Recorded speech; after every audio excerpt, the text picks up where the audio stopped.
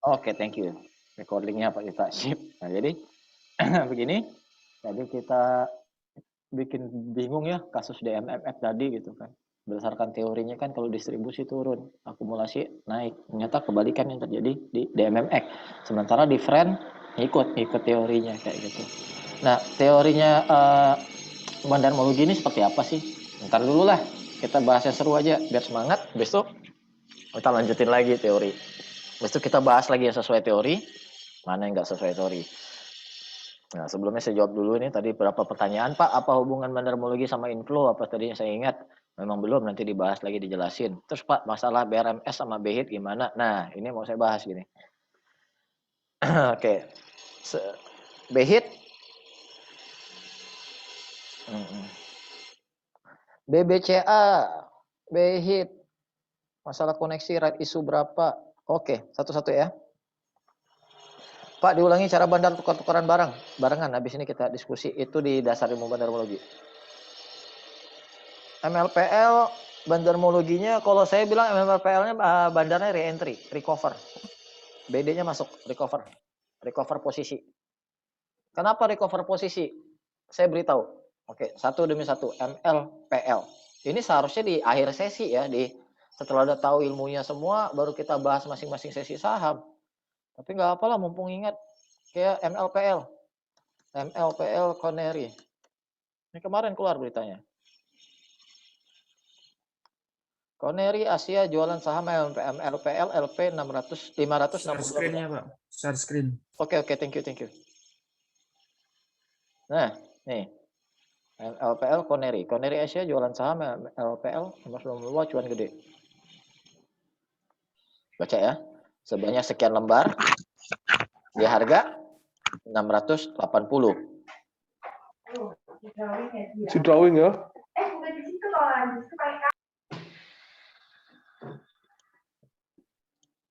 Oke. Lihat ya, di harga 680.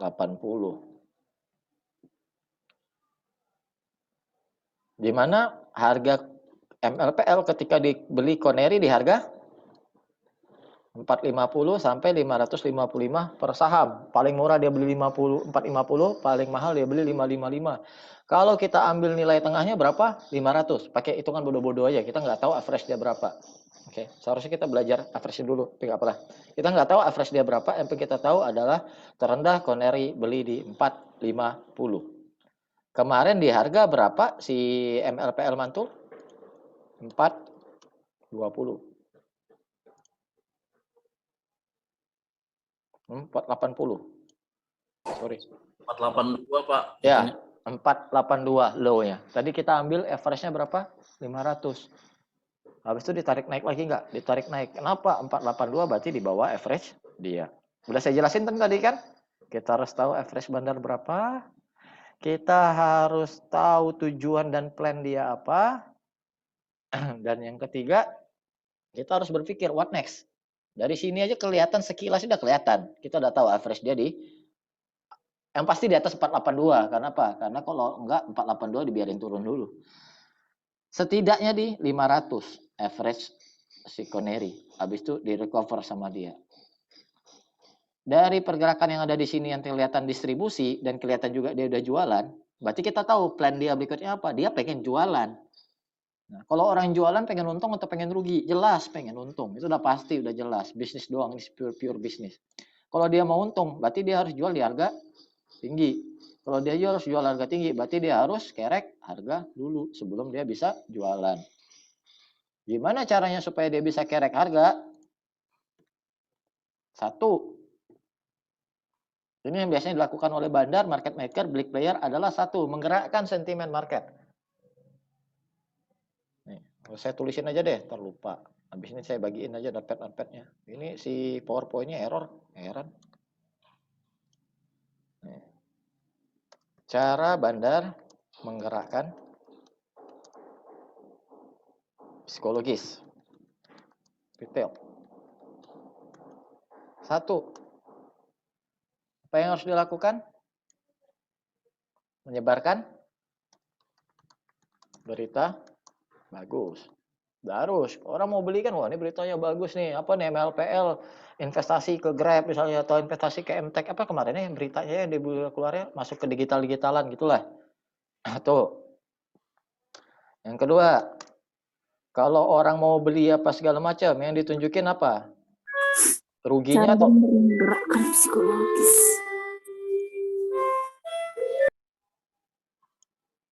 yang kedua yang dia bikin apa setelah menyebarkan berita bagus apa semua? Dia Laporan keuangan bagus, Pak. iya, pinter. Laporan keuangan bagus. Nggak mungkin dia nunjukin rugi. Walaupun aslinya masih rugi. Kan kasarnya kayak gitu. Kedua. Dan yang ketiga, influencer atau pom-pom. Ya kan? Di grup saham. Di grup saham dan orang-orang berpengaruh. Pasti. Ini pasti muncul kalau dia mau jualan. Nah, ini kalau yang untuk orang umum. Orang-orang retail umum apa segala macam. Kalau dia mau jualan ke para trader yang udah ngerti apa segala macam jualan trader. Gimana caranya? Satu, dia bikin bullish divergent.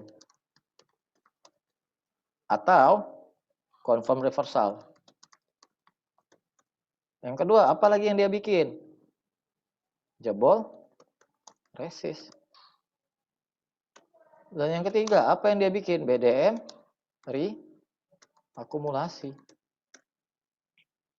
Nah, sekarang kita udah tahu nih gitu kan, udah tahu. Insya Allah udah tahu niatan dia. Kita udah tahu harga average dia 500. Kita udah tahu niatannya dia mau jualan. Kalau mau jualan berarti otomatis harga harus naik ke atas. Nah, kita tunggu aja konfirmasinya. Konfirmasinya apa? Ya ini, dia harus melakukan ini. Kalau kita baca ini, kejadian, fix dia mau jualan. Nah, mumpung harga masih di bawah, volume gede, harga naik di bawah, apa yang kita buat? Kita follow dong dia. Follow the big money, jangan kita lawan. Follow. Kalau saya jadi dia, kan saya berpikir kan, kalau gitu kan, kemudian saya bilang kan tadi kan, yang ketiga, yang harus cara kerja bandar yang kita ketahui apa? Pikirkan kira-kira what next. Ini kan? Kita itu apa? Boleh nanya nggak, Pak? Apa tuh? Kan ini beritanya kan akhir Juni dan dia bilang kan beritanya dibilangnya dia sudah melakukan penjualan di 17 Juni ya. Nah, dari situ kita cara menelaah oh ini maunya bandar tuh ngapain dari mana ya, Pak? Saya masih belum nangkap logikanya nih. Oh ya, sorry Pak, mungkin saya kecepatan. Oke. Jadi gini. Begini Pak. Melakukan penjualan sebanyak gini 5,64% saham MLPL di harga sekian. Tersisa 5,97% dari sebelumnya sekian. Sebelumnya dia punya 11,61% nih Pak, gitu kan. Terus dia dari jualan di bulan Juni sebanyak 5,64%. Dia masih ada sisa 5,97%. MLPL perusahaannya untung atau rugi Pak? Saya nggak tahu Pak, nggak tahu laporan keuangannya. Nah, sekarang kayak gini Pak, kalau ini perusahaan bagus Pak, ke depannya bagus, pertumbuhannya kira-kira kemungkinannya bagus, dia ini mau jualan kagak? Nggak bakalan. Harusnya enggak ya? Nggak bakalan. Bapak kalau nemu harga tanah jual murah bisa menghasilkan di tengah-tengah kota, bisa bikin rumah kecil aja dijual 5 kali lipat, Bapak mau beli tahu orang? Agak kan? Walaupun Bapak nggak punya duit, Bapak cari pinjaman kan untuk beli tanah itu misalnya. Ya betul Pak. Nah, tapi sekarang gitu kan, Bapak keluar orang, ini ada tanah murah nih gini, supaya orang beli, Bapak dapat fee kayak gitu, dapat fee penjualan atau dapat cuan apapun lah namanya, kayak gitu kan. Kita harusnya curiga kalau tanah murah, tengah kota kok murah, ada apa? There is no such things. There is no such thing as a free lunch. Nggak ada segala sesuatu yang seperti makan siang gratis kalau kata orang-orang. Ternyata mana tahu ya sertifikatnya bertimpa misalnya, atau ternyata bermasalah, atau ahli waris yang nggak jelas bermasalah, orangnya cuma mau keluar dari masalah. Kita nggak pernah tahu kayak gitu kan. Ketika pengendali nih, pemilik modal gede nih jualan, kita harusnya bertanya dong di dalam hati, kita harus curiga dong kayak gitu. Ini kenapa sih pengendali aja mau jualan kayak gitu kan? There must be something kayak gitu. Kenapa saya berpikir nextnya dia mau jualan? Pertama, satu, dia sudah jual lebih dari 50% saham yang di awal dia punya. Udah hampir 50%, sorry. Udah hampir 50% dari awal yang dia punya. Dia pertama punya 11,6%. Sekarang sisa 5%, 5,9. Kira-kira 5,9 ini mau disimpan dia atau enggak? Mau dilepas juga sekalian ya. Pasti dilepas. Ngapain? Kalau dia beneran mau prospek jangka panjang apa segala macam, dia nggak bakal lepas. 11% kan nggak bisa jadi pengendali. Minimal dia punya 30% kan, harusnya dia nambah dong. Nah, kalau ada pengusaha besar gitu kan, Conair ini kan bukan sembarangan, perusahaan gede lah gitu ya. Perusahaan investasi gede. Mau perusahaan investasi gede nggak jadi pengendali? Nggak mau. Lihat aja Saratoga, selalu jadi pengendali. Kok cuma 5%? Kemungkinan besar ke depannya gimana Pak? Jual atau enggak? Jual dong. Ngapain cuma jadi kecil-kecilan? Cuan kok dia. Nah, jadi kemungkinan besar yang di depan ini yang 5,97% juga pasti dijual. Nah, ini saya nggak tahu ke depannya kayak gimana ya, enggak. Ini saya cuma menyampaikan analisa berdasarkan common sense, logic sense. Jadi umumnya tuh orang-orang berpikir logiknya kayak gini gitu. Nah, kalau 5% ini, apa dari 11% dia jual, sisa 5%, kenapa dia nggak jual semua? Ya iya, jawabannya udah ada. Jawabannya sudah ada. Dia beli di sini. 450 sampai 455. Berarti di average tengah dia 500. Nah, sekarang harga 482. Kok dia jual? Wah, suwe. Bocuan loh, katanya kan. Tak ada untung. Bocuan bolui loh. Nah, tak ada untung, tak ada duit lah. Tak mau dia pasti mau untung. Terus gimana caranya? Dia mau untung. Piye caranya? Naikin harga sahamnya, Pak. Iya, bener. Naikin susah nggak? Kagak. Tinggal HK pasang bid, kelar. Nah, gimana supaya orang mau beli banyak, ikut pasang bid apa segala macam? Nah, itu yang kita pikirkan gimana caranya. Makanya kalau saya pribadi ya jadi bandarnya, this is what I will do. Berita bagus, labku bagus, influencer, pom-pom lah apa segala macam, sebarkan rumor-rumor. Woi, jangan beli saham ini ya. Aku dengar ini mau naik loh, karena gini. Aku dengar ini mau naik loh, aku mau dengar ini mau naik loh. Serius Pak, kalau saham bagus, mau naik, dia nggak akan bagi-bagi. Nggak akan bagi-bagi, kayak gitu. Kecuali memang orangnya proven, punya track record, dia bagiin sahamnya naik, beneran naik. Makanya saya respect tuh sama Ko Ahau, misalnya Ko Ahau di grup gitu kan. Pak Yuta, perhatiin ini. Ini informasi dalam, thank you Pak Ahau. Beneran naik semua saham-sahamnya yang diberitahu saya. Walaupun perlu waktu. Nah, makanya saya pun nggak gimana ya, kalau sama Pak Ahau tuh seringlah kita diskusi, Pak, saya ada kemungkinan ini gini naik, alhamdulillah naik juga gitu. Nah, lanjut. Kalau common sense-nya dia pasti ada pom-pom, ada influencer, rumor apa segala macam. Nah, terus kalau untuk teknikalnya jelas dong, mereka akan menarik minat orang-orang gede nih kan, trader, investor atau apa segala macam supaya masuk juga, supaya mau beli. Yang mereka lakukan ini, chartnya akan terbentuk ini, harusnya terbentuk ini.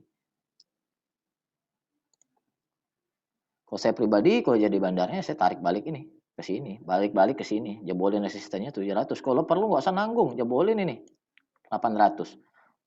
Masuk semua. Fund manager apa segala macam, dana asing juga masuk kalau yang pakai technical. Kenapa? Break high kan. Masuk. Nah, pas masuk dijual, kelar. Habis itu terbang ke bawah, urusan dia. Urusan yang beli.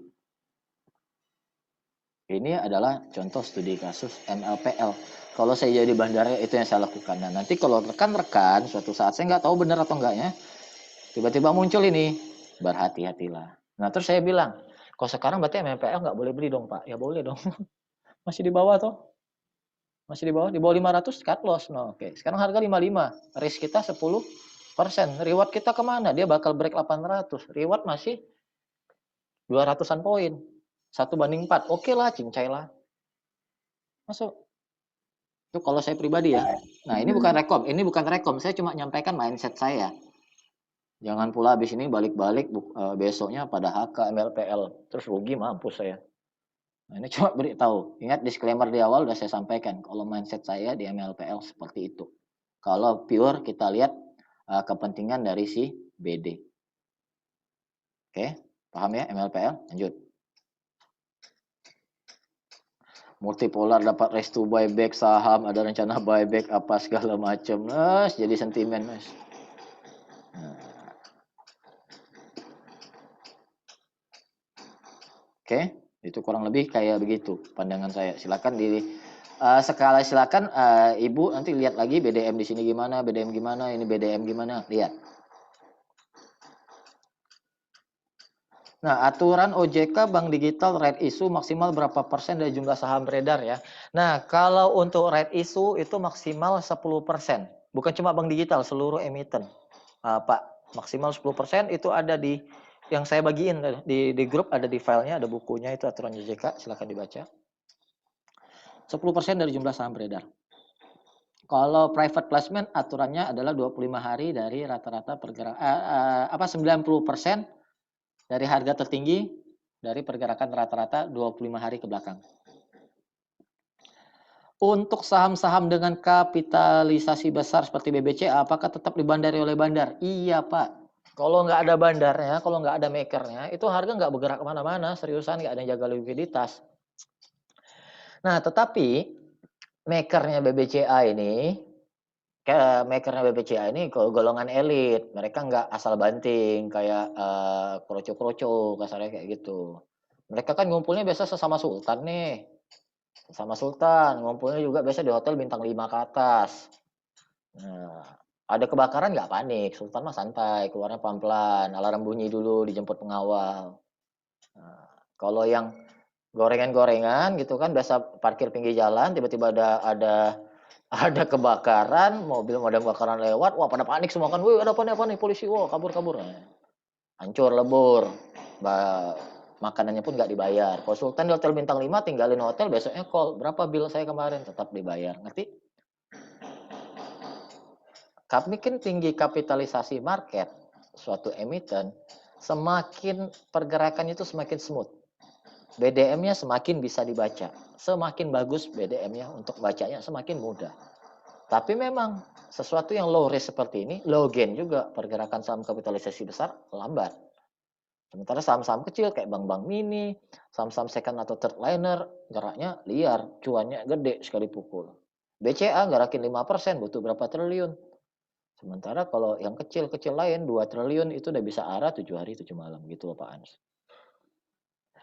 BPKP kenapa nggak naik-naik ya Pak? Oke, jadi gini Pak Bimo, untuk rekan-rekan semua, di mana ada kepentingan, di situ ada pergerakan. Ingat benar-benar ini, di mana ada kepentingan, di situ ada pergerakan. Kalau nggak ada kepentingan, nggak bakal ada pergerakan, apapun kepentingannya.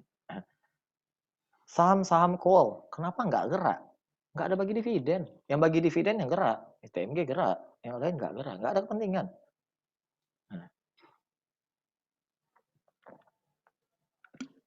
INKP bandarmologinya gimana? INKP kok secara bandar kemarin bandarnya coba masuk, terus habis itu dia cut loss, nggak tahu kenapa. Keluar lagi dia, serius bandarnya keluar lagi. Akhirnya break new low. Oke lanjut.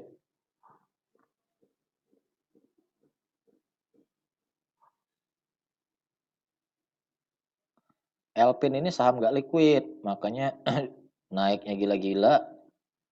ARB-nya juga sebentar aja. No comment ya Pak ya kalau ini Elpin agak nggak liquid soalnya susah.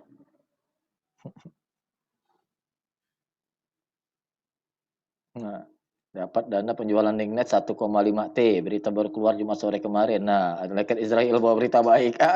Ya memang ya. Oke lanjut ya. Ada rencana buyback. Nah benar kan berita-berita bagusnya mulai keluar.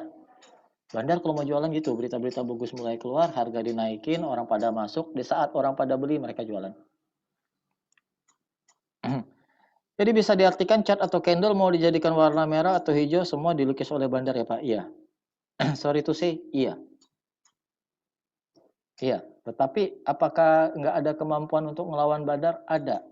Kalau dana gabungan total dana gabungan dari si buyer ini dari retail ataupun institusi itu melebihi market cap dari bandarnya.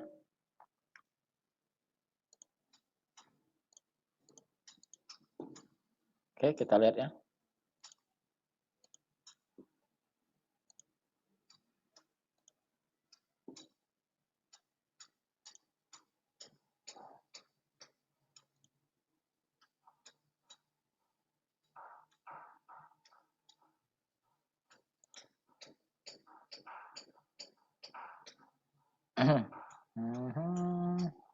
Tuh, kebaca ya. DMMX, market cap 24,154 B.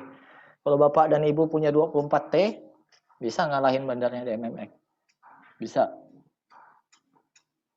Kenapa? Karena seperti saya sampaikan tadi, bandar itu mayoritas adalah bagian dari emiten itu sendiri. Nah, beli aja 100% saham emitennya, kelar. Kita nggak bahas ini ya, kita nggak bahas emiten satu-satu ya. Ada 700 emiten dan satu-satu nanya saya bandarnya, mampu saya. Mending saya kasih pancing dong. Habis itu teman-teman bisa mancing masing-masing gitu.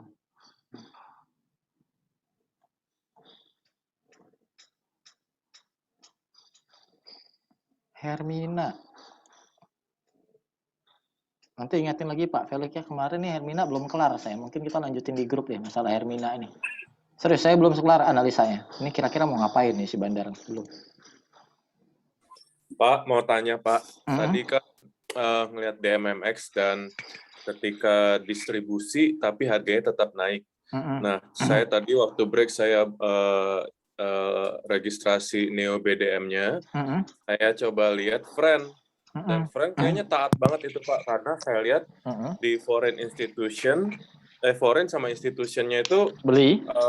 Cukup yang ngegerek harganya si friend, jadi taat banget tuh si sultanmologinya bandarnya. Terus Pak, kesimpulannya? Enggak, maksudnya berarti kalau friend dari apa yang saya tangkap dari apa yang Bapak jelaskan di sesi sebelumnya, berarti ketika akumulasi harganya ikut naik, tapi Ya. di DMX itu benar-benar hitam banget saat ini ya. Iya, betul Pak. Oke, makasih Pak. Ya, jadi kesimpulan tadi yang saya jelasin, kita tidak bisa pakai kacamata kuda. Kita tidak bisa hitam dan putih telak-telak ngikut teori kalau di bandarmologi, karena ini adalah pseudologi. Ilmu semu yang tidak ada bukti ilmiah secara empiris, ada korelasi. Benar-benar harus backtest, benar-benar harus dilihat satu-satu gitu. Seni, ini seni. Tetapi kalau rekan-rekan ngerti mindsetnya, nggak pakai lihat nama broker pun, kita bisa trading di luar negeri. Abis ini nanti deh kita lanjutin itu. Oke. Izin Pak Juta. Ya Pak, Pak Rizky silakan. Iya Pak, mau nanya tadi Pak soal MLPL itu Pak ya. Kalau misalkan itu si bandarnya mau ngerek harga Pak ya, saya masih belum paham logikanya itu Pak. Ketika dia ngerek harga itu kan otomatis kepemilikan nambah naik ya Pak ya. Nah itu nanti untuk hitung-hitungannya bakalan sesuai nggak Pak? Contoh kayak kayak akhir-akhir ini banyak yang dibahas tentang apa JSK tuh yang ada Om Belvinnya tuh. Nah itu kan kalau nambah ngerek terus kan ibaratnya nambah terus ya. Nambah kembung tuh Pak. Nah, cara ngebuangnya itu nanti sesuai nggak itu kira-kira Pak? Sama hitung-hitungan awalnya itu kalau kita paham logikanya itu Pak. Oke, makasih banyak Pak Rizky. Nih saya share pengalaman aja lah ya. Saya share pengalaman. Jadi gini. Ini pertanyaan bagus gitu. Banyak orang yang kalau misal pemula nggak ada pengalaman pasti bingung. Saya pun dulu awalnya belajar ini bingung gitu. Piye caranya gitu kan? Kan nambah barangnya. Gini caranya. Bentar saya buka ini dulu ya.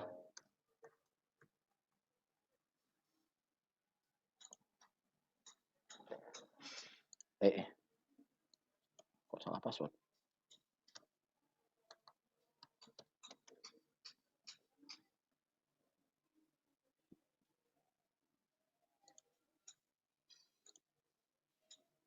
Oke, nah. Nih, saya kasih contoh. Misalnya, ini deh LPPF deh. Sahamnya selalu jadi pantauan mainan saya soalnya enak kali bacanya, enak banget TikToknya. Oke. PPF. Kita lihat broker summary-nya. Dari tanggal 28 deh misalnya sampai 30. Kita pakai value, kita kalau analisa bandarmologi pakai net ya Bapak-bapak, Ibu-ibu. Sekarang saya pakai value ini untuk jelasin aja gimana caranya bandar kerek harga tanpa menambah inventory terlalu banyak. Lihat di sini. ZP beli 179,1 miliar selama 3 hari. Dia jual sebanyak 49 miliar. Telkom, Pak. Sorry, Telkom. LPP Telkom ini LPP. Oke, sorry. Thank you. Nah, sama-sama ZP juga. Nah, ZP beli 24,7 miliar, jual 8,5 miliar. Nah, logiknya kayak begini, Bapak-bapak, Ibu-ibu. Bandar nggak pakai satu broker aja, itu udah pasti nggak pakai satu broker aja.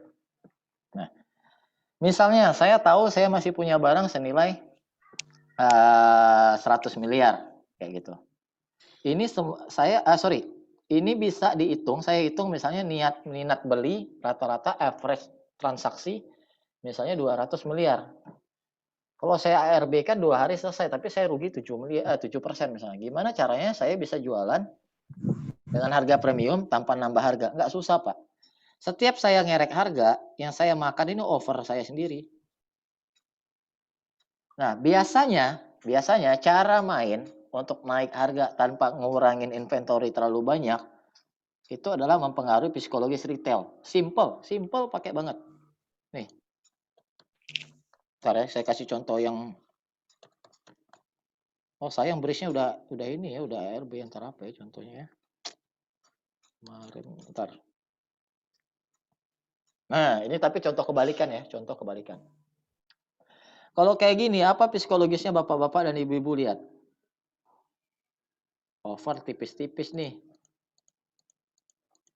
Kalau saya punya duit bisa saya makanin semua nih. Kemungkinan harganya bisa naik nih karena banyak yang mau beli nih.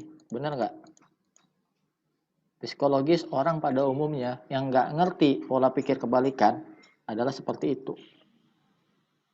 Kalau saya pribadi, saya paling hindarin ketika tekim load bidnya tebal, overnya tipis. Saya nggak bakal mau masuk tekim yang kayak gini.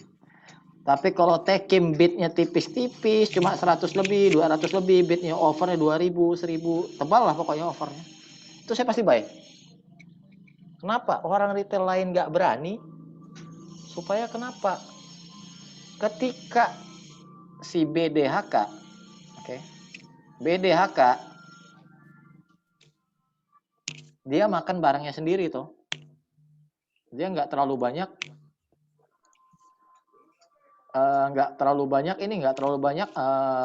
ambil biaya, tetapi harga bisa kerek naik. Jadi naik sambil jualan. Makanya kalau saya pribadi, ini rekan-rekan catat lagi ya, saya pribadi yang saya cari adalah ketika harga naik, ketika di markup, yang terjadi adalah distribusi, itu yang saya suka. Naik sambil distribusi itu yang saya suka. Itu tandanya apa? Tandanya si BD punya modal lagi untuk dipakai untuk ngerek harga ke atas lagi. Dan berarti public participation banyak minat di saham itu gitu untuk bikin harganya tetap naik gitu. BD-nya bisa sambil jualan, bisa sambil kerek harga, jualan, ada peluru terus, puter terus naik ke atas. Tapi kalau public participation nggak banyak yang HK barang dia, atau bidnya juga dia nggak bisa guyur atau apa segala macam, dia nggak punya peluru lagi.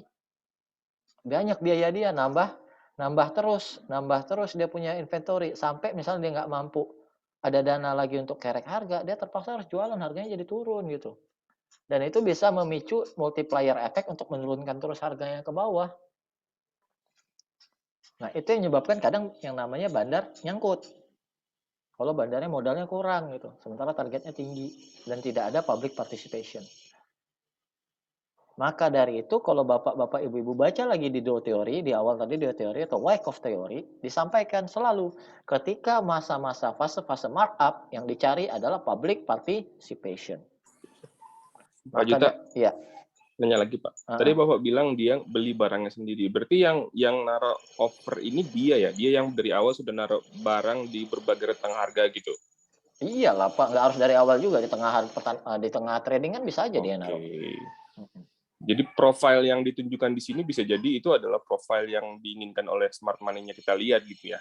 Iya. Itu barangnya dia banyak gitu. Iya, kalau di Tekim ini kelihatan si smart money-nya pengen orang-orang makan barang dia di atas. Oke, nah, terima kasih Pak. Iya. Padahal harga nggak bakal naikin dia nih. Ya gitu Pak Sabda, silakan Pak. Halo Pak Juta. Iya, gimana Pak? Mau tanya yang tadi yang DMMX saya masih kurang ngerti. Itu katanya tadi kan dibilang kalau broker-broker sultan itu masuk lagi itu justru malah bahaya. Tapi kan kembali lagi nggak mudah Pak orang jadi broker sultan itu. Maksudnya kan minimal itu kan big money juga. Jadi saya kurang paham kok bisa itu jadi tanda exit. Makasih sebelumnya. Ya, sama-sama Pak. Jadi kayak gini Pak. Dari awal udah didesain bahwa broker-broker sultan itu sebagai tukang buang barang. Ketika broker-broker sultan itu menjadi tukang beli barang, memang mereka ada duit. Iya, ada duit. Kayak gitu. Tetapi mereka sudah jualan misalnya 100 M, beli barangnya cuma 10 M. Ujung-ujungnya harganya turun, Pak. Nah, logikanya kayak gini loh, Pak. Logikanya kayak gini. Nih, saya kasihin basic logiknya ya. Bapak punya baju, dagang baju. Ini dagang saham tuh sama persis kayak dagang biasa di pasar loh, sama persis. Tapi kenapa teman-teman tuh nggak pakai logik normal gitu kalau di market, tiba-tiba langsung nggak jadi orang normal, padahal semuanya masih sama persis logiknya. Nah, karena faktor psikologis diubah oleh macam-macam, padahal semuanya balik ke normal. Oke, logiknya kayak gini Pak Sabda. Bapak beli baju dari pabrik seharga 30.000 selai. Baju-baju distro, baju-baju keren anak muda Pak segala macam. Bapak bisa jual seharga 90.000 kalau di kota-kota besar. Di tempat yang bagus misalnya 90 atau 100 lah gitu. Atau kalau jual di komunitas dengan desain khusus misalnya kayak baju saya gini kan, baju 4D. Ini bisa laku misalnya 120 misalnya atau 150, terserah Bapak jual berapa. Nah, anggap misalnya Bapak modal 30 jual 100, Bapak kan untungnya 70.000 toh. Bapak ada 1.000 lembar. Modal 30 juta, untungnya 70 juta. Kayak gitu kan. Bapak laku 500 lembar aja pun, Bapak udah balik modal. 50 kali 70 berapa? 500 kali 70, 35 juta. Modal Bapak 30 juta. Bapak udah untung malah, untung 5 juta. Kasarnya, sisanya Bapak itu barang itu Bapak jual 10.000 pun atau jual nego 5.000 pun, Bapak masih untung. Logikanya kayak gitu kan. Nah, suatu saat DMMX nih, misalnya DMMX Bapak punya, logikanya sama kayak baju tadi. Bapak beli DMMX tadi di harga berapa? DMMX Bapak beli akumulasinya? Kita buka lagi chatnya ya. Kebaca kan ini di mana akumulasi awalnya, di mana modalnya?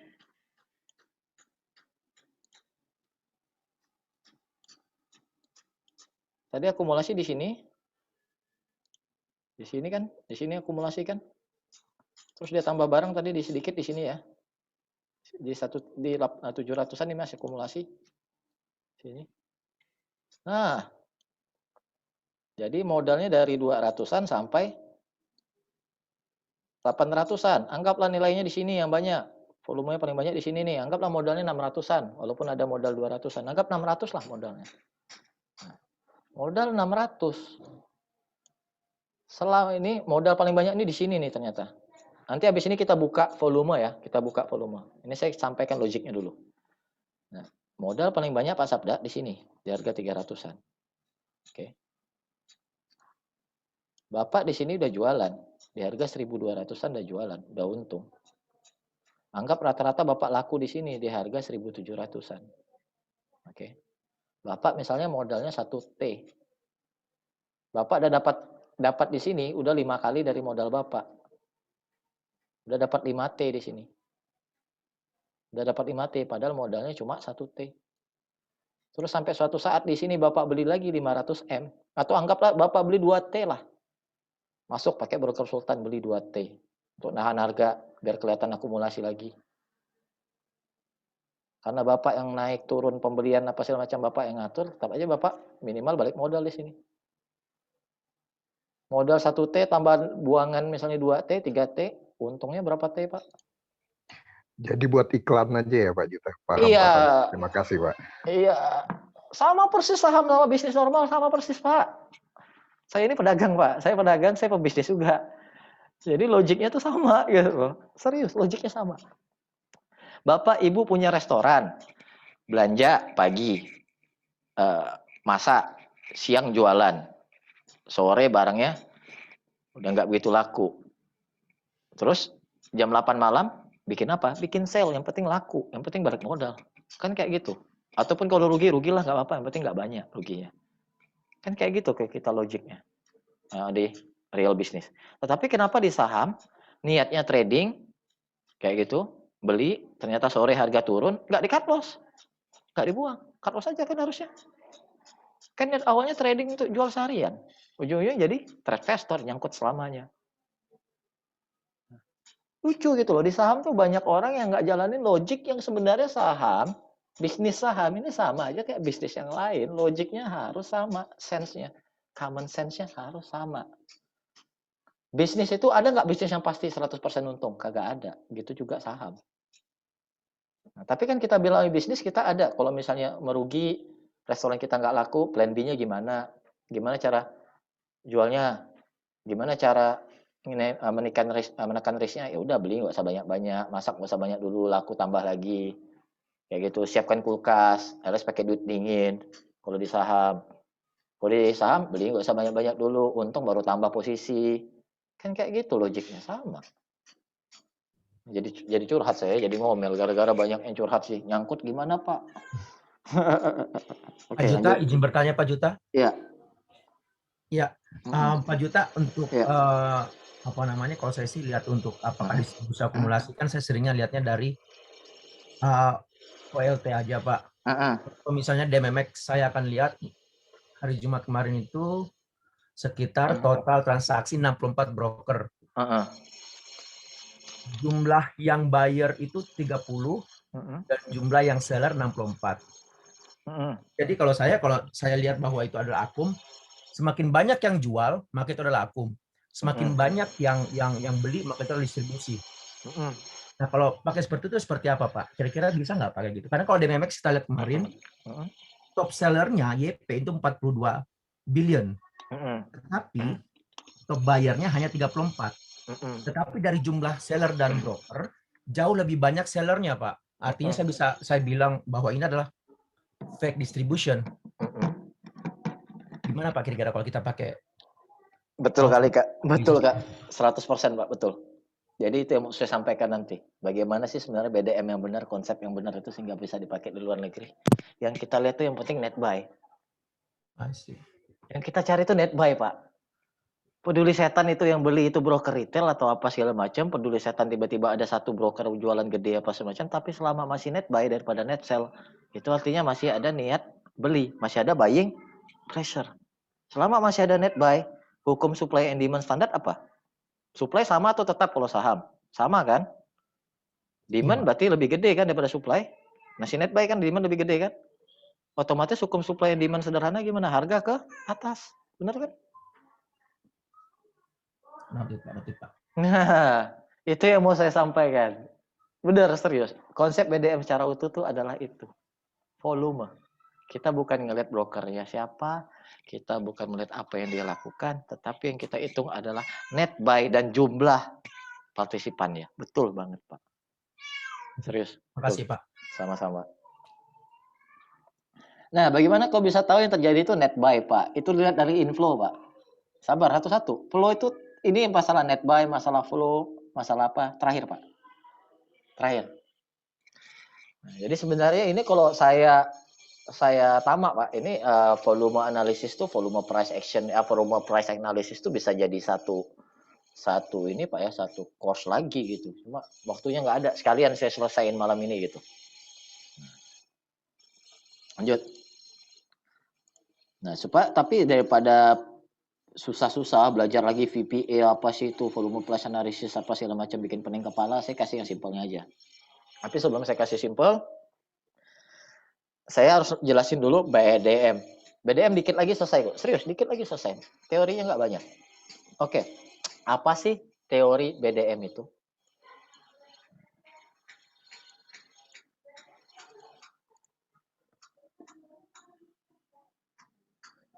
Kenapa bisa net buy padahal jumlah barang yang dijualkan harus sama yang dibeli? Astagfirullahaladzim. Gini Pak, net buy ini kita lihat dari penggeraknya siapa? Penggeraknya siapa? Yang beli misalnya 5 orang, yang jual 50 orang. Yang beli 5 orang, yang jual 50 orang. Sama-sama terjadi pertukaran barang senilai 50 miliar. Benar, sama-sama. Nah, tetapi yang terjadi adalah net buy. Kenapa? Yang pembelinya lebih dikit daripada yang jualnya. Yang jual lebih banyak. Itu yang dinamakan akumulasi. Bukan dilihat dari sejarahnya, tetapi net buy atau net sell per harinya. Nah, ya intinya yang beli atas masih lebih banyak daripada yang jual bawah. Benar. Itu dia. Intinya itu. Itulah intinya net buy. Ini teori VPA. Volume Price Analysis. VPA bisa dipelajari di mana? Yang simple? Di sini. Yang simple lagi. Trading with Michael Yo, belajarlah VPA. Ada di sini Michael Yo, baik dia bikin video ya. VPA trading tanpa indikator moving average nih, VPA trading. Baca. Bagaimana kita bisa lihat volume price analysis itu gimana sih hubungannya kayak gitu apa segala macam, silakan. Nah, tapi kita sekarang ngomong bandarmologi. Karena bandarmologi merupakan bagian dari analisa volume, mau nggak mau kita harus ngomongin soal volume. Habis nih ya, sabar satu-satu lah. Tahu lebih banyak beli atas daripada sell bawah gimana Pak? Astagfirullahaladzim Pak. Oke Pak, tapi nggak apa-apa. Saya tuh pikir Bapak ngerti, tiba-tiba Bapak nggak ngikut tadi ya. Di OLT Pak, di OLT. Nih. Kayak LPPF. LPPF paling banyak di mana? Di bawah toh. Di harga 1.800 sama 1.810. Habis itu harganya lari kemana? Harganya lari kemana? Balik lagi ke bawah. Padahal udah sempat 1875.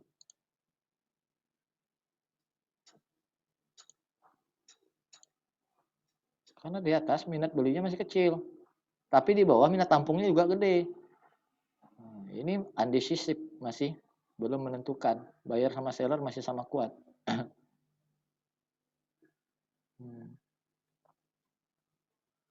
Oke. Ya, paham ya ngelihatnya dari mana? Nah, lanjut dulu. Kita lanjut teori dulu. Oke, saya stop dulu. Saya stop jawab pertanyaan. Kita lanjutin teori dulu karena kalau enggak bingung. Oke, bentar.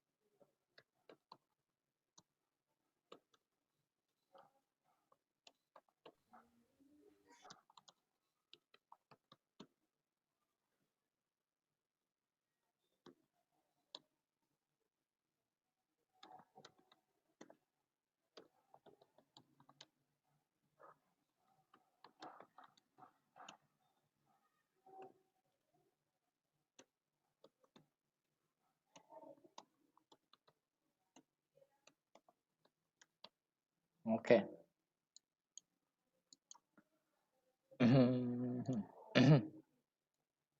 Cara kerja bandar.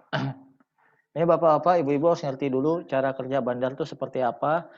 Kenapa bandar itu bisa menggerakkan harga, bisa mempermainkan harga. Terus kalau realnya kayak gimana sih? Nah, Bandar saham itu sama persis sama seperti bandar ikan lohan, bandar batu akik, bandar cabai, ataupun bandar monyet. Oke. Bapak-bapak, ibu-ibu tahu kan demam batu akik kira-kira tahun 2018, 2017 yang lalu? Di mana harga bacan sekian miliar, bacan tuh paling ngetop tuh nanti tuh. Kecubung sekian juta, lomba-lomba apa segala macam banyak di mana-mana. Oke. Gimana caranya mereka kerja? Sama persis kayak bandar ikan lohan. Ikan lohan harganya buah sekian puluh juta, sekian ratus juta, sekian miliar. Habis itu sekarang harganya turun, walaupun naik lagi dikit tapi nggak semahal dulu lohan. Oke.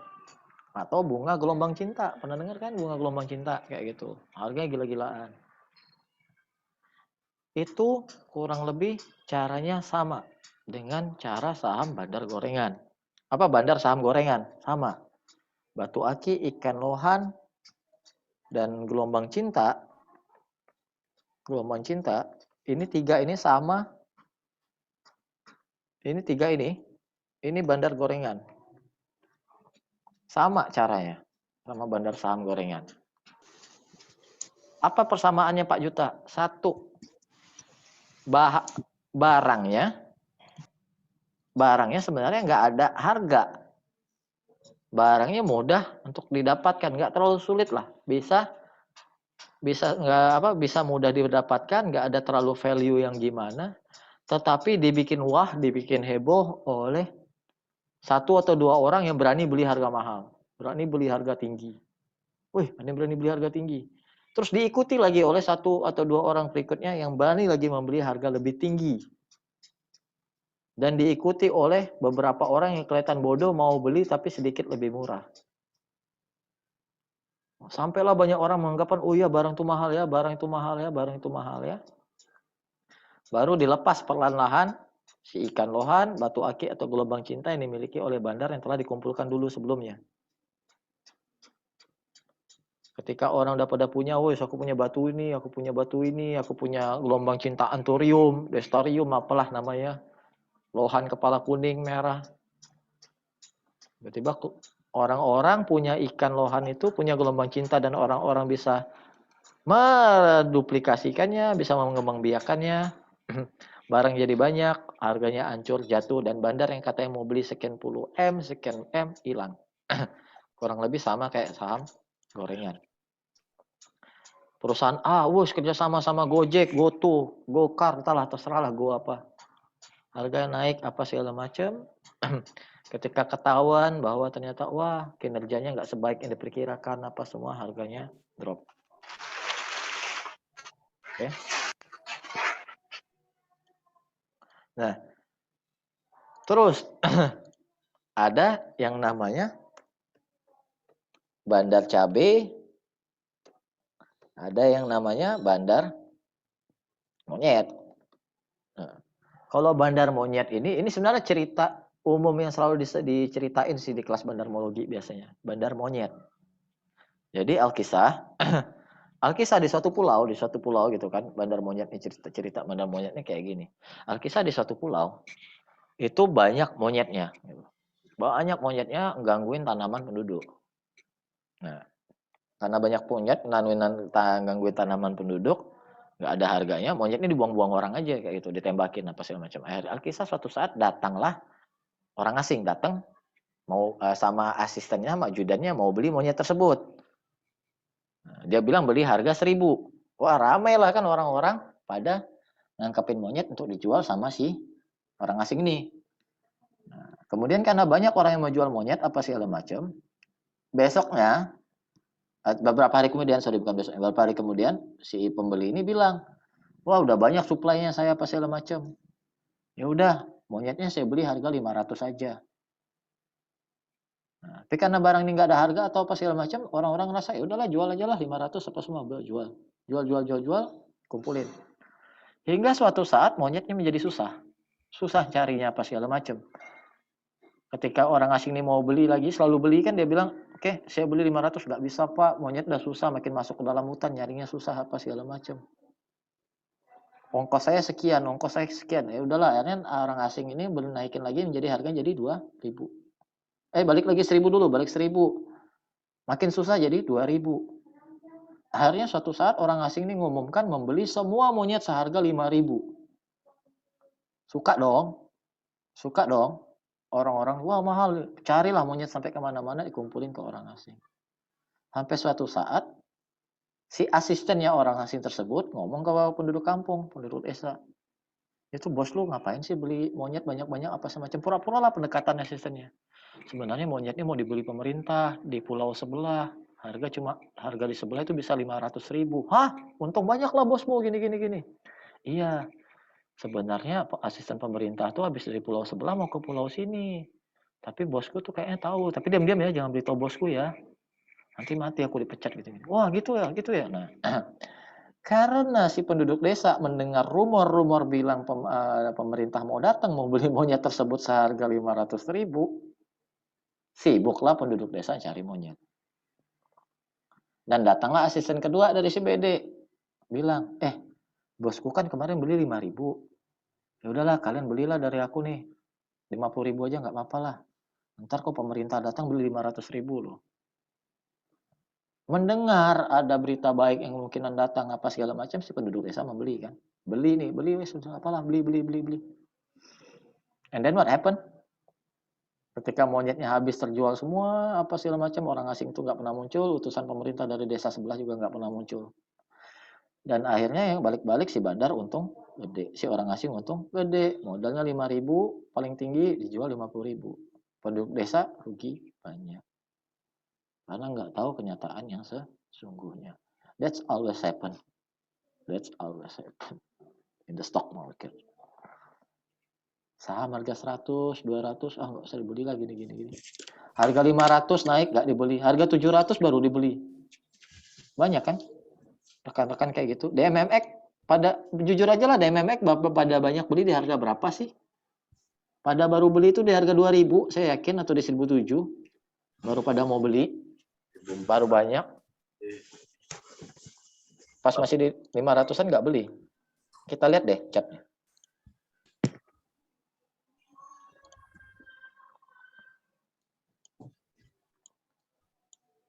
Wah, malah kejadiannya di sini nih. Yang banyak nih, mulai banyak di sini. 1.3. Ketika naik pullback nih banyak yang masuk nih. 1.3, 1.4 baru pada beli. Padahal si bandarnya modalnya udah di 400-an. Kayak begitu. Itu iya. Kisah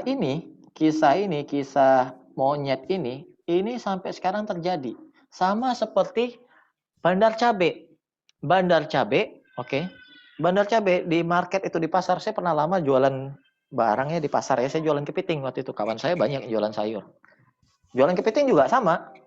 Dimana kalau misalnya di bulan mati itu saya bisa jual kepiting saya dengan harga mahal. Nah, kenapa? Dagingnya lebih berisi, jumlahnya lebih dikit. Nah, bandar-bandar yang ngerti harga kepiting mahal, pas bulan mati, mereka udah jauh-jauh hari pesan dulu sama saya. Nah, atau karena saya tahu di bulan mati lebih mahal, saya pesan dulu sama nelayan-nelayan. Nih Pak, nggak apa-apa, saya beli sekian. Saya beli dulu kepiting ya dulu, zaman dulu waktu masih kecil-kecil itu harga 25.000 sekilo.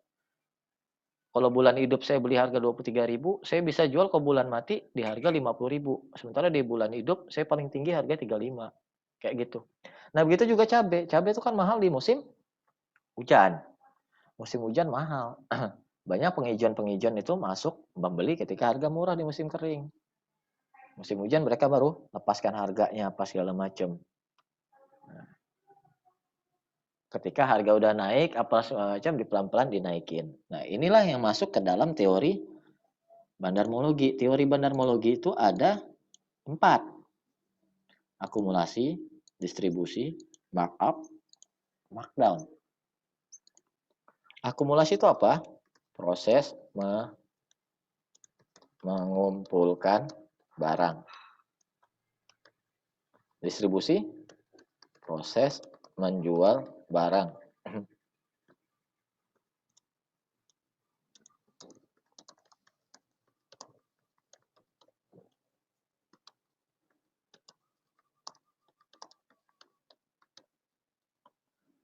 Apa yang dimaksud dengan markup? Markup adalah kenaikan harga diikuti dengan akumulasi. Markdown adalah penurunan harga diikuti dengan akumulasi. Ada nggak teori yang dibilang kenaikan harga diikuti oleh distribusi? Ada nggak teorinya? Kenaikan harga diikuti oleh distribusi ada nggak teorinya? Ada, Pak. Apa namanya? Dia accumulation with markup ya, sorry. Markup with distribution. Nah, jadi gini, kan kalau teorinya bandarmologi kita ngerti Pak ya, ada accumulation, distribution, markup with accumulation, markup with distribution, markdown with accumulation, markup with distribution. Benar, itu benar. Nah, tetapi yang pada umum yang paling banyak dicari itu kan 4 ini kan Pak. Yang penting akumulasi. Oke, tapi nggak apa-apa kita tulis semua ya, markup, kenaikan harga with this accumulation. Nggak apa ya, kita nggak apa benar supaya jelas mindsetnya accumulation.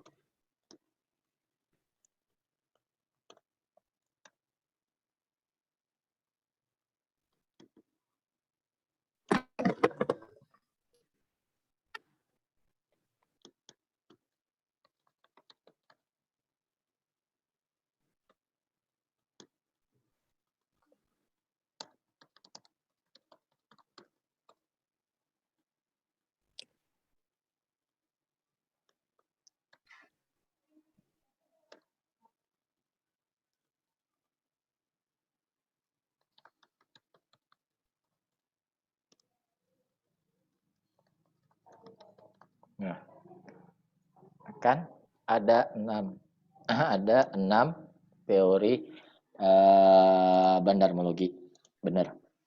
Nah, dari 6 teori bandarmologi ini,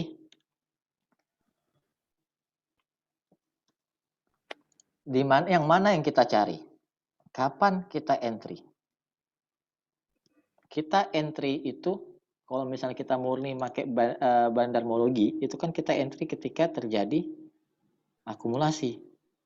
Kita exit ketika terjadi distribusi. Oke. Nah, tapi sebelum kita tahu apa itu akumulasi, sebelum kita tahu bisa entry dan bisa exit, kita harus tahu dulu apa sih akumulasi itu. Apa sih akumulasi saham? Adalah proses pengumpulan saham. Nah, ini kan dasar banget nih, teman-teman pasti nggak perlu lagi lah saya jelasin. Nah, yang paling penting di antara semua yang harus teman-teman tahu adalah kenapa perlu akumulasi. Kenapa perlu akumulasi pada saham?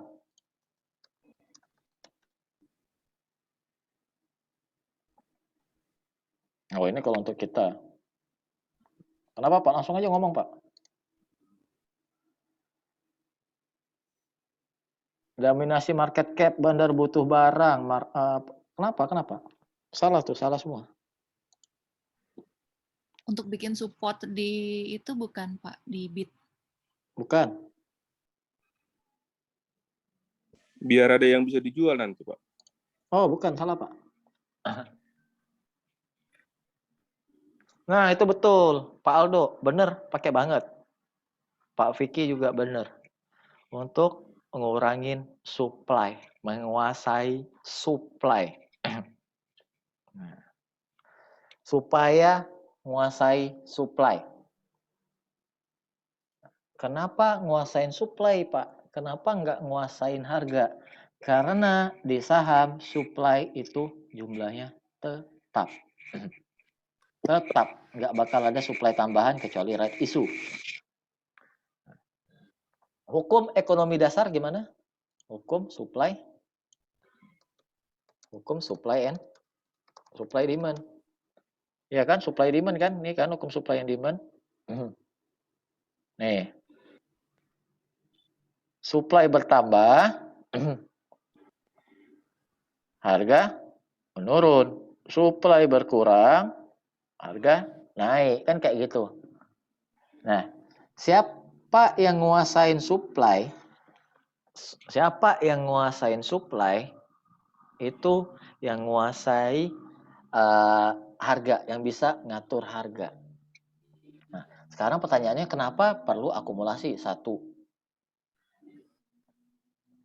untuk nguasain supply. Dan yang kedua, kenapa perlu akumulasi? Nanti saya catat ya. Kenapa? Satu, untuk ngambil supply. Yang kedua, kenapa perlu akumulasi? Karena dananya besar. Kalau sekali masuk dana besar, itu kalau nggak perlahan-lahan, harga akan langsung terbang.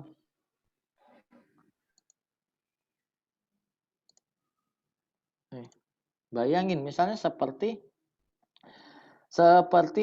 LPPF, jumlah antrian satu lotnya aja, satu harganya aja itu cuma 2.000 lot. 2.000 lot itu cuma sekitar 400 juta. Nah, kalau misalnya Bapak Ibu ada si bandar ini sekali masuk LPPF ini, dia mau masukin berapa tadi contohnya kayak kemarin tuh kan si Aurik Digital itu kan ada dana nih, lihat dananya Aurik Digital nih. Aurik Digital LPPF.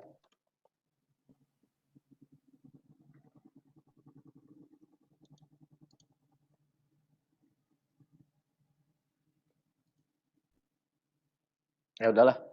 Nanti Bapak Ibu bisa lihat lagi omongan saya itu. Ada sekitar 1, berapa triliun. Jadi si Aurik Digital ini ada dana mau beli LPPF, dia dananya 1 triliun lebih. 1 triliun lebih.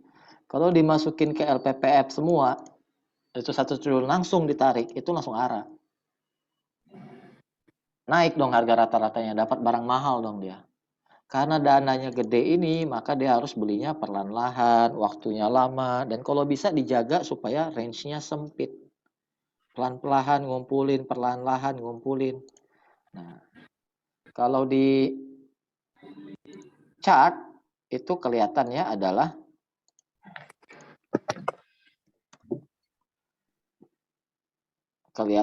range-nya sempit, range-nya kecil. Nah, kalau berdasarkan teori Wyckoff kan range-nya sempit, konsolidasi, atau harga tidak berhasil mempertahankan, membuat lower low, akan selalu membentuk higher high. Karena tekanan beli. Nah, kalau kita lihat sih contohnya kayak ini ya, kayak si LPPF ini, Aurik Digital itu dia memutuskan masuk itu dari November. Dari November inilah startnya akumulasi. Start akumulasinya, lihat ya, 9 November.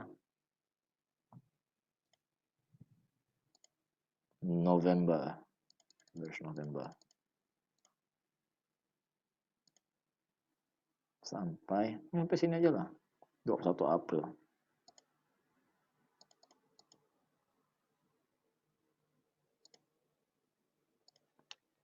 Akumulasi. Ini akumulasi terus-terusan. Kalau kita pakai ini bandar movement. Tuh. Akumulasi terus-terusan. Pakai indikator tuh, bandar value mana? Oh, ini dia bandar value. Sama aja. Nah, akumulasi terus-menerus, akumulasi,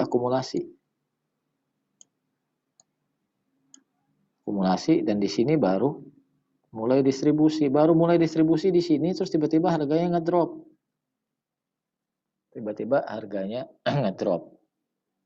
Oke.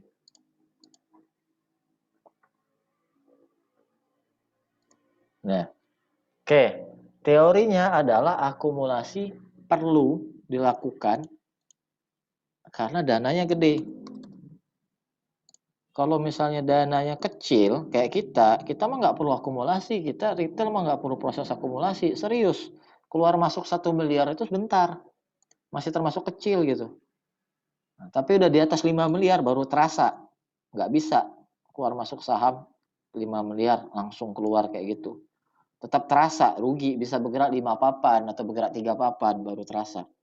Tapi kalau cuma 1 miliar itu masih enak keluar masuk, masih kita nggak perlu proses akumulasi distribusi. Tetapi si big fund tadi, si bandar tadi kan udah lihat sendiri data KSEI tadi kan berapa T modalnya.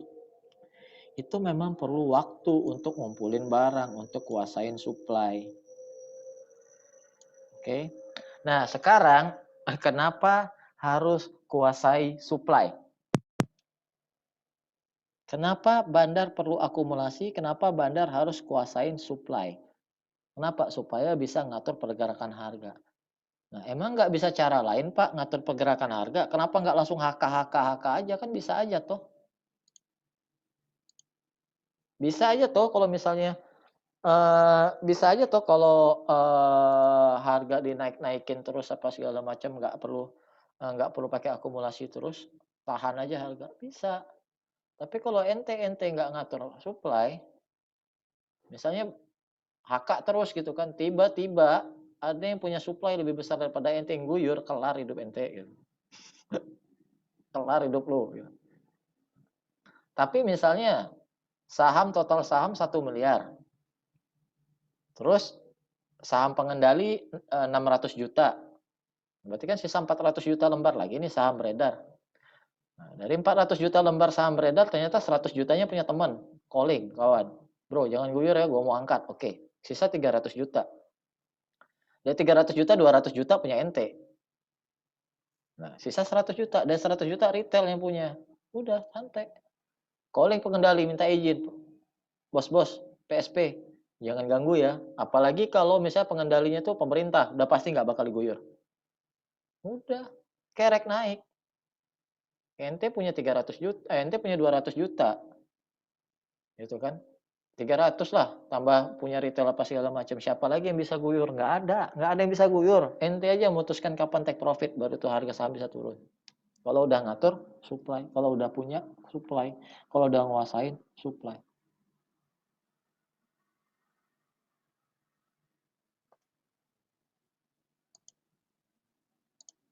Saya buka lagi potnya.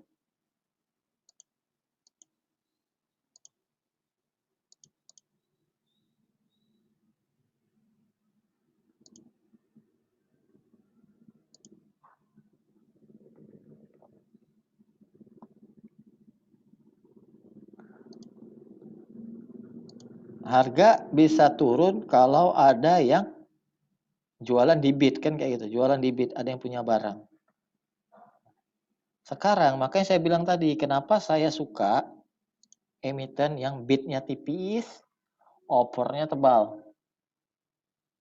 Misal kalau Tekim, NKP, saya selalu masuk ketika bidnya tipis, offernya tebal. Kenapa? Karena artinya itu si makernya, entah BD atau back playernya, pede, nggak bakal diguyur, nggak bakal turun harganya. Nggak ada lagi orang yang punya barang. Nggak ada lagi yang bisa ngabisin seluruh bidnya, nggak ada lagi.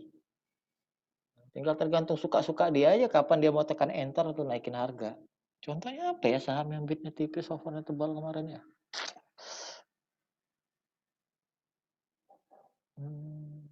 Breeze contoh nyata sih kemarin naik, tapi habis itu langsung kebalikannya.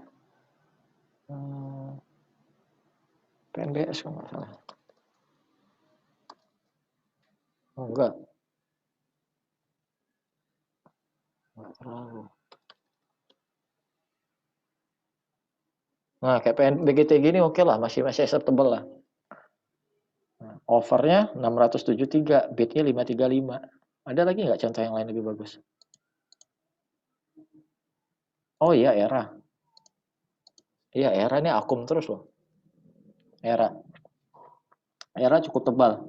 Awal-awalnya ya ini cuma 9.000, 8.000, yang ini belasan ribu, puluhan ribu terus overnya. Ini kemungkinan besar untuk naik. Kayak gitu. Kenapa dia udah, ini strategi. Dia udah pede, nggak ada yang guyur. Udah pede, nggak ada yang guyur. Makanya kalau saya lihatnya bid tipis itu bukannya saya takut gitu kan. Kalau teman-teman yang pemula mungkin aduh bidnya tipis bahaya deh, ntar kalau diguyur mampus gitu. Saya ingat bener nih Pak Falik di grup, waduh Pak kalau lihat bid kayak gitu tipis ngeri deh Pak, saya diguyur. Saya sih udah keluar ya sama Pak. Saya suruh Pak Alik beli, bukan suruh sih. Saya bilang ini bagus nih. Saya bilang grup-grup beli ketika di sini kan. Di 1415 ini. 18 saya target sih nggak jauh sih 1750 1760 jadilah beneran 1760 dikasih udah saya keluar sengaja nggak banyak juga nih. Karena bit-bitnya tipis tapi saya lihat ini terjadi akumulasi di sini secara TA juga wah kayaknya bottom pullback pas dia pullback saya masuk nih pullback masuk beneran kasih cuma beli nggak banyak ini.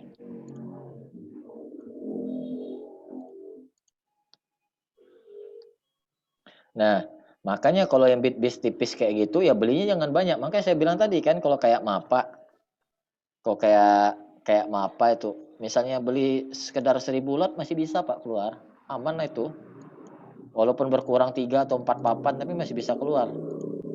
Tapi kalau Bapak beli 10.000 lot ya jangan harap bisa keluar Pak. Udah pasti nggak bisa.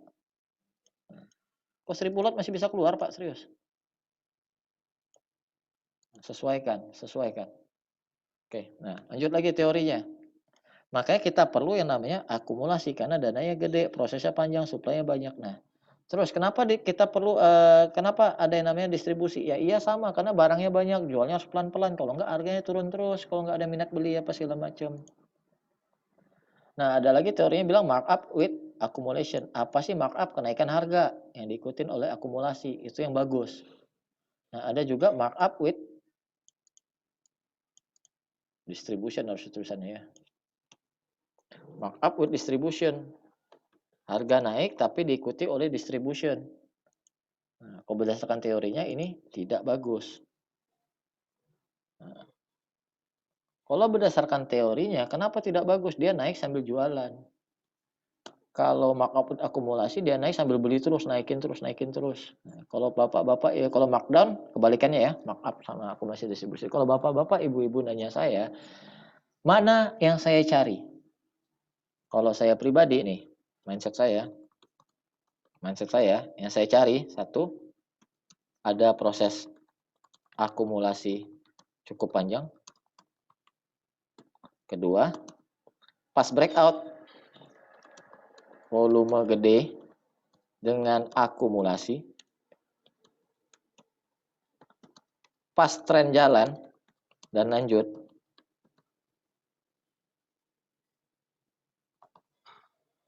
Yang saya cari markup with distribution.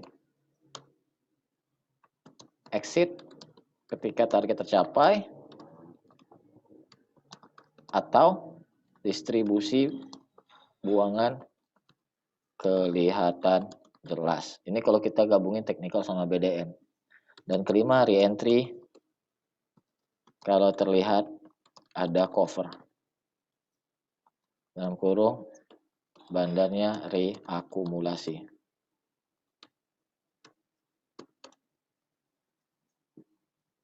Saya kayak gini. Teorinya kan markup with accumulation, akumulasi naik terus. Itu malah bahaya. Markup with accumulation malah bahaya. Kenapa? Kalau harga udah naik diikuti oleh si bandar yang beli terus, emang beli nggak pakai duit? Emang beli nggak pakai modal? Nggak ada dukungan publik partisipasi, tiba-tiba bandarnya habis duit dan dia motong, balik arah, nggak cukup duitnya, balik arah, dia jualin semua. Ngeri nggak turunannya? Ngeri nggak efek turun baliknya? Ngeri. Serius, ngeri banget. Kenapa? Nggak ada bid, nggak ada buying power. Harga naik terus dipaksa sama pembelian bandar. Nggak ada dukungan, nggak ada berita, nggak ada apa misalnya. Atau dukungan black players nggak ada juga. Ketika berbalik, ngeri bantingannya. Tetapi kalau markup with distribution, naiknya bisa panjang banget, jelas. Karena sambil harga ditaikin terus, bandarnya bisa terus sambil ada peluru baru, barangnya laku. Naik terus, target tercapai bisa dengan lebih jauh jaraknya, bahkan over target seringnya kejadian. Sering kejadian over target. Kenapa? Duitnya masih tersisa banyak kayak gitu. Harga sahamnya udah nyampe, udahlah naikin atas lagi lah supaya lebih untung lagi jualnya. Tapi pas breakout-nya memang harus akumulasi, harus bandarnya yang menginisiasi pergerakan breakout. Nah, kalau kayak gitu Pak Yuta, waskita gimana? Kalau waskita selama itu 78,6 belum jebol dan dia pullback harga naik lagi, walaupun kelihatan distribusi, saya masuk. Markup distribution tuh udah saya jelasin kan? Dan ketika harga turun jauh, bandarnya terlihat reakumulasi, saya masuk lagi. Contohnya apa? Breeze. Bandarnya reakumulasi di 18, terus nambah banyak di 2200. Saya masuk. Oke. Mirip Arto sekarang, iya. Arto kan distribusi kan Pak? Arto distribusi tapi harga naik terus. Makanya naiknya jadi jauh kayak gitu. Modalnya banyak, publik partisipasinya banyak. Nah, dia bisa jualan-jualan tapi sambil naikin harga. Kayak DMMX, iya kayak DMMX. Nah, jadi kayak begitu bapak-bapak, ibu-ibu. Kalau bapak-bapak dan ibu-ibu itu seperti orang pada umumnya ya, mindsetnya kan pasti, waduh distribusi nih, harga mau turun nih apa segala macam. Enggak kayak gitu. Ketika markup terjadi, memang diperlukan public participation. Nah, oh Pak Juta ngawur nih, ngomong asal aja karena udah kejadian. Coba belum kejadian, dari mana dia tahu apa segala macam. Nah teorinya ada. Ya benar Pak Tony Prima, ya itu benar. Yang penting kayak gitu, tren jalan, barang pindah ke publik, bandar masih ada duit untuk terus naik ngarek harga. Teorinya ada. Teori apa Pak Yuta? Jangan ngawur ya, teori Wyckoff tadi. Ada teori Wyckoff. Mana tadi? Hilang.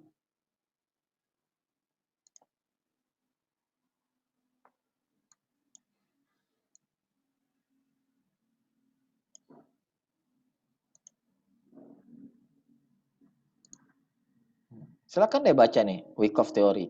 Ketika public participation, ketika terjadi harga naik, markup yang dibutuhkan apa yang dibutuhkan? Public participation untuk menambahkan energi, untuk menambahkan gerakan akan semakin tinggi ke atas. Public participation kelihatan dari mana? Ketika harga semakin naik, volume semakin lama semakin besar.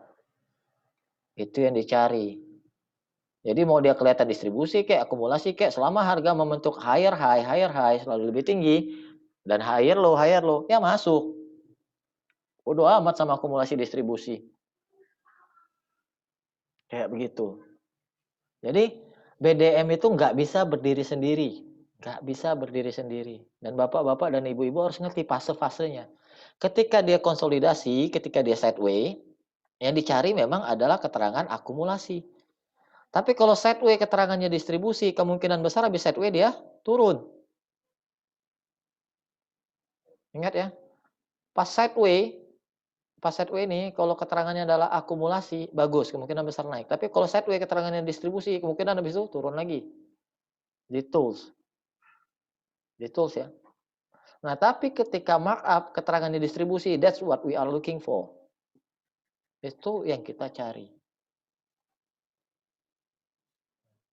Jangan seperti, mohon maaf, jangan seperti orang yang nggak ngerti dah. Sekarang bapak-bapak, ibu-ibu udah ngerti ilmunya.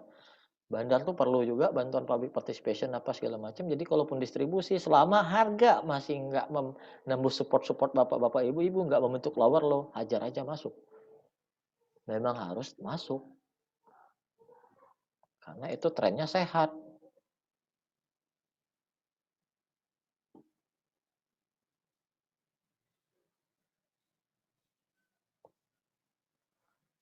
Gini Pak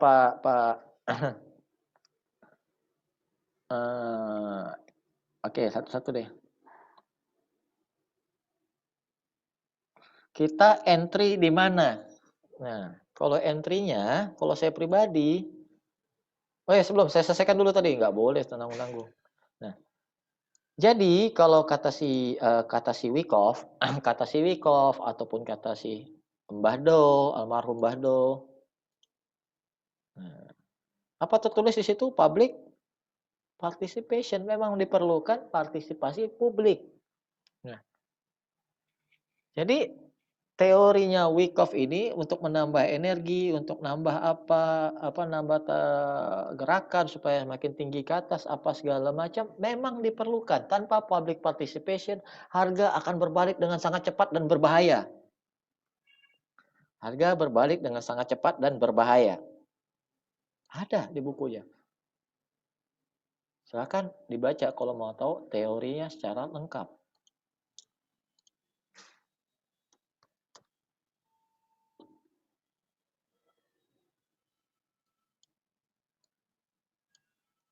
Naik terlalu cepat tanpa public participation, ARB berjilid-jilid. Nggak ada volume, naik terus, digeber terus.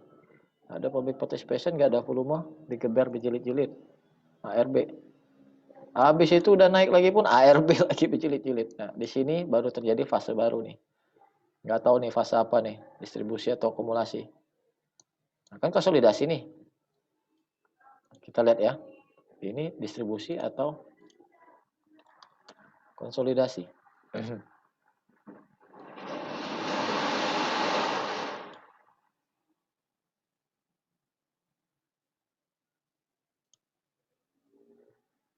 Februari 17 Mei.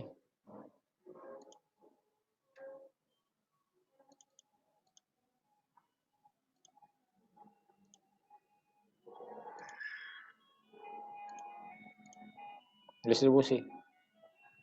Walaupun ini sideways, ternyata bunyinya distribusi, itu nggak bagus. Terserah dia mau pakai PD, CC, CG, kayak Sultan, kayak BK, RX, apa segala macam, terserah siapapun lah. Yang penting harus di sini pas dia sideways harus akumulasi. Di sini harus akumulasi. Walaupun small akum nggak apa-apa, yang penting akumulasi. Ada yang ngumpulin pelan-pelan selama masa konsolidasi. Kalau nggak bahaya. Nah. Entry-nya kapan? Entry-nya itu ketika terjadi breakout with accumulation. Kenapa nggak pas bandar akumulasi kita ikut akumulasi aja, Pak? Kan untungnya bisa lebih gede. Iya, kalau bandarnya gerakan 10 tahun kemudian, 10 tahun juga kita di dalam. Lebay-lebay. Maksudnya kalau bandarnya biarin berbulan-bulan di dalam misalnya, capek juga kan nunggu. Mending udah ada konfirmasi kan. Ketika ada breakout, ini kan breakout dengan volume, dengan akumulasi. Saat itu kita entry. Keluarnya ketika membentuk lower low, atau kena trailing stop, atau terjadi distribusi buangan besar. Selama nggak ada terjadi itu, ya ngapain keluar? Diam-diam aja di dalam.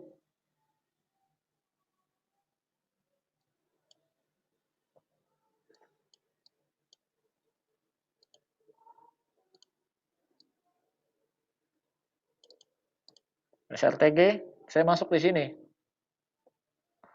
Sebenarnya saya keduluan sih. Saya kebuluan gara-gara ngambil fundamental. Masuk di sini 1115.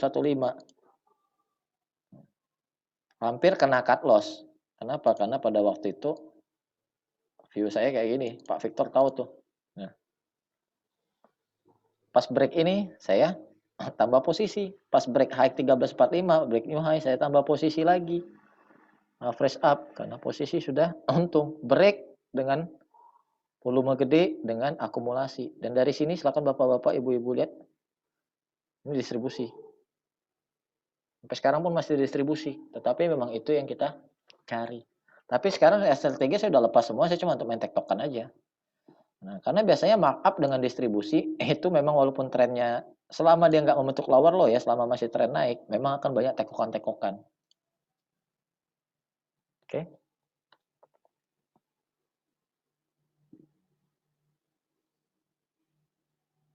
Tapi SLTG ini sebenarnya bukan saham yang asik juga untuk trading sih. Agak sedikit. Untuk swing juga agak kurang asik juga karena dia banyak diem lama gitu.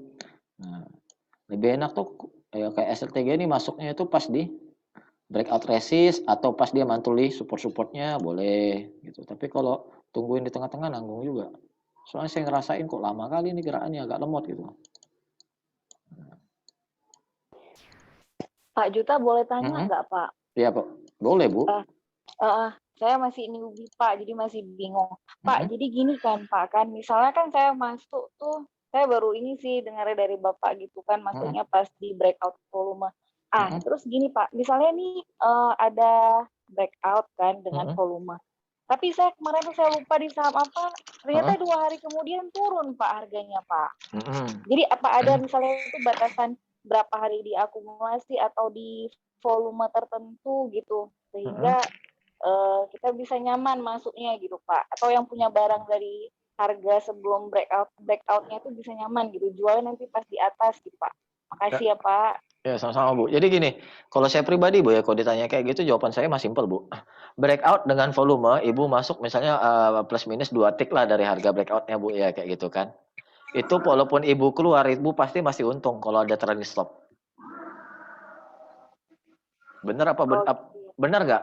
Nggak tahu sahamnya apa, tapi biasanya kejadian ketika breakout dengan akumulasi, harganya pasti akan naik tinggi. Hari breakout dia naik tinggi, besoknya naik tinggi, mungkin hari lusanya dia koreksi dulu.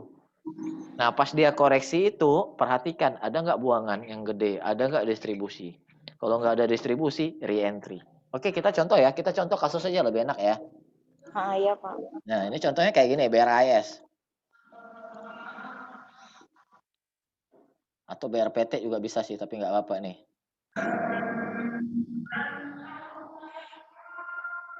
BRIS breakout di tanggal 25 Juni 2021.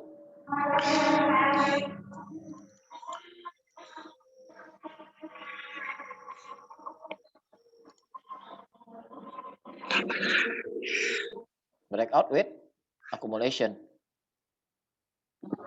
Berikutnya besoknya Senin.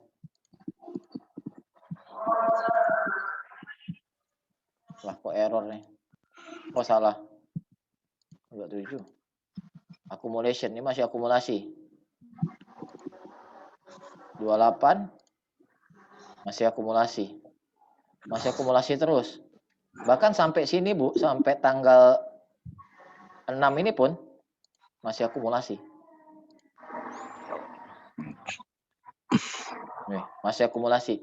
Nah, dari sini kalau saya pribadi, saya kan masuknya pasti ketika breakout ini. Cuma jujur demi Allah saya nggak kepandang ini. Saya nggak kepandang ini breakoutnya BRIS, nggak kepandang tahap apa yang saya pikirkan pada waktu itu. Nggak kepandang. Saya baru kepandang udah naik jauh. Saya nggak mau ambil resiko dong. Saya tunggu dia pullback. Ketika dia pullback ini, saya masuk bertahap. Saya masuk pertama di sini 21.50. Beneran besoknya naik, habis itu pullback lagi. Saya tambah lagi 21.50. Udah saya all in di sini. All in untuk BRIS ya, bukan all in seluruh saham masukin BRIS, seluruh dana masukin BRIS. Enggak sebodoh itu saya. Nah, kenapa? Karena saya lihat pas breakoutnya masih akumulasi dan pas turunan ini yang saya perhatikan tidak ada buangan gede. Nih kita lihat ya, perhatiin dari tanggal 30 Juni. 1 Juli deh, 1 Juli sampai 6 Juli. 1 Juli sampai 6 Juli. Tidak ada buangan yang terlalu gede. Yang mendominasi buangan itu nggak ada. Ini 19,6 ya. Bawahnya 13,2. Bandingin sama hari terakhir kemarin. 30 Juli. Itu berapa? 19, 13. Satu orang aja sendiri jual 27,3. Gede. Harus hati-hati. Harus dicurigai. There must be something. Hati-hati dulu. Bahaya nih. Bahkan di sini ini udah agak sedikit waspada saya di 27 Juli. Maka saya pada 27 Juli ini saya udah ingatin, udah wanti-wanti. Udah nyampe target tuh, udah resist 2850. Nih, resist di sini. Nih. Resist supply areanya udah mulai masuk. Walaupun akumulasi tetapi ada buangan gede. Nah, EP yang selama ini beli tiba-tiba buang di 27 Juli. Nah, tapi ya masih nggak apa-apa lah, saya bilang masih oke, masih ada sih satu orang yang beliin besar.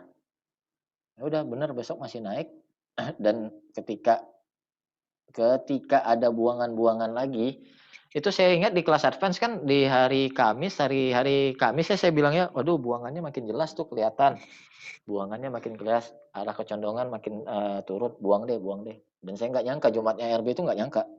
Syukur alhamdulillah saya udah keluar. Nah.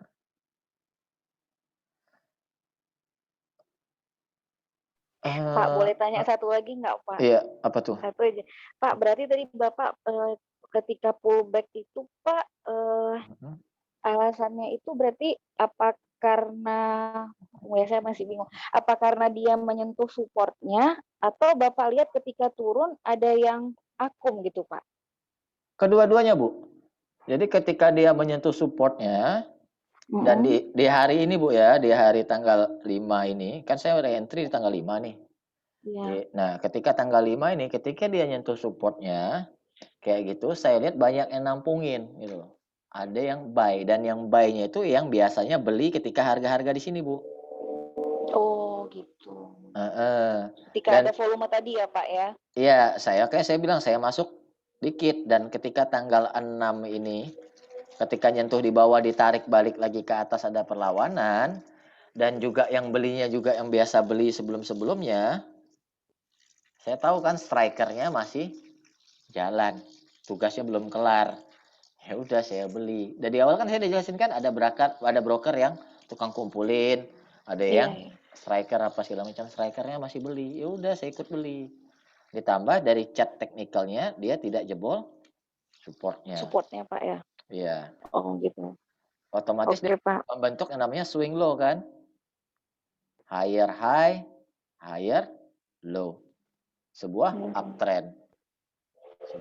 Dan saya sudah sampaikan di grup waktu itu, kalau saya hitung sekilas 2850, saya bilang targetnya brace short term. Saya nggak nyangka juga kesampaian benar-benar 2850, habis itu dropnya gila-gila. Nah, semoga ini bukan di sini ya supportnya, di chat dia membentuk channel gini. Semoga saya mantul di 2560, 2570, mantul di situ kita re-entry. Tapi kita perhatikan dulu ada nggak pantulan di situ, ada nggak perlawanan, karena secara tren masih kuat. Kalau brace saya rencananya re-entry di 2560, 2570 dengan catatan ada volume makan kanan gede. Terserah mau dibilang distribusi atau akumulasi, yang pasti ada volume buy yang gede di harga segitu. Iya. Tanya dong. Bentar Pak, bentar ya. Nah, untuk volume ini sendiri, Bapak-bapak, Ibu-ibu, itu bisa dilihat dari indikator volume at price kayak gitu ya. Nih, itu bisa pakai Neo BDM ini, contohnya di, bentar ya, saya kasih contoh. Nih, VPA volume price analysis. Misalnya FPPF, kok FPPF sih? BRIS tadi kita bicara ini. PPF juga bisa sih nih, kita lihat. LPPF ini dari sekian waktu ini, dari Maret sampai Juli, volume terbanyak itu di sini. Di harga 1.800. San. Nih, yang panjang sekali. Nah, ini adalah daerah pivot, area tengahnya. Volume weighted average price. Ini saya ajarin di kelas intermediate saya kan, ngelihat volume pada waktu itu. Nah, di 18. Nah, misalnya ketika di volume gede ini, di harga-harga yang volume gede ini terjadi akumulasi pembelian yang dilakukan oleh cuma 2 atau 3 orang aja, itu berarti terjadi akumulasi.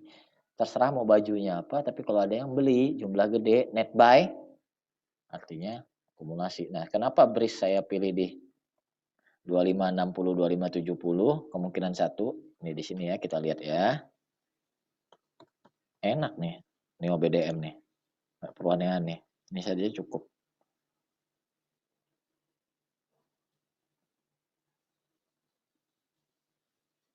Nah, kenapa di situ? Nih. Volume gede berikutnya. Ini kan dijebol nih. 2670, 2680 dijebol. Berikutnya di sini kan. Di area 2580, 2570 sekitar segitulah. Kita bisa berjaga-jaga di area harga ini untuk re-entry karena trennya masih sehat. kemungkinan ada demand di sini. Kalau nggak ada, jangan masuk dulu. Nggak ada, next areanya di mana? Di sini, 2420. Yang jadi masalah adalah kalau di 2420 bagaimana? Secara teknikal, kalau secara teknikal di 2420, kan kalau secara teknikal di 2420 itu kan di 2420 mana? Di sini nih, di bawah sini. Patah tren kan? Patah tren. 2420 di sini. Patah tren. Kalau udah patah tren ya ngapain? Trennya udah patah, garis patah tren hijau ini udah patah, udah nggak kuat. Jangan masuk malah kalau mantul di 2420. Paling 2420 naik ke atas sampai 2570 ini, habis itu turun lagi. Kalau dia turun sampai 2420. Jadi bandarmologi itu tidak bisa berdiri sendiri. Ini yang saya maksudkan dengan bandarmologi itu adalah bagian dari analisa volume yang harus bersamaan dengan TA. Kita harus ngerti teknikalnya kayak gimana. Nah, ditambah akumulasi ada, net buy ada, apa segala macam, trennya bagus, ya masuk. Nah, jadi ketika ada orang yang bilang BDM itu adalah yang lain nggak guna, hanya dengan BDM apa segala macam, ya saya juga bingung kayak gitu. Dia ngelihatnya dari mana gitu. Bagaimana dengan fundamental? Ya, fundamental bisa berdiri sendiri tanpa ngelihat yang lain. Bisa. Bisa, serius. Bisa. Teknikal bisa nggak tanpa bandarmologi? Bisa. Kayak gitu. Bisa berdiri sendiri, tetapi ini keduanya tidak saling bertentangan, saling melengkapi. Fundamental melengkapi, teknikal melengkapi, bandarmologi juga melengkapi. Makanya saya minta ke rekan-rekan semua, ayolah kita tambah ilmu, sama-sama belajar supaya tahu gitu. Bahwa ada loh ilmunya, ini nggak ngasal loh gitu. Bukannya sekedar bandar mah bebas, enggak. Baru tahu kan, bandar mah nggak bebas, kena hukum, kena OJK aja terpaksa naikin harga sahamnya. Mau right issue terpaksa naikin harga sahamnya. Mau ada private placement, pemodal minta harga murah terpaksa turunin harga sahamnya. Siapa bilang bandar mah bebas? Bandar mah bebas mah untuk bodoh-bodohin orang yang nggak ngerti. Kalau orang yang ngerti ketawa aja.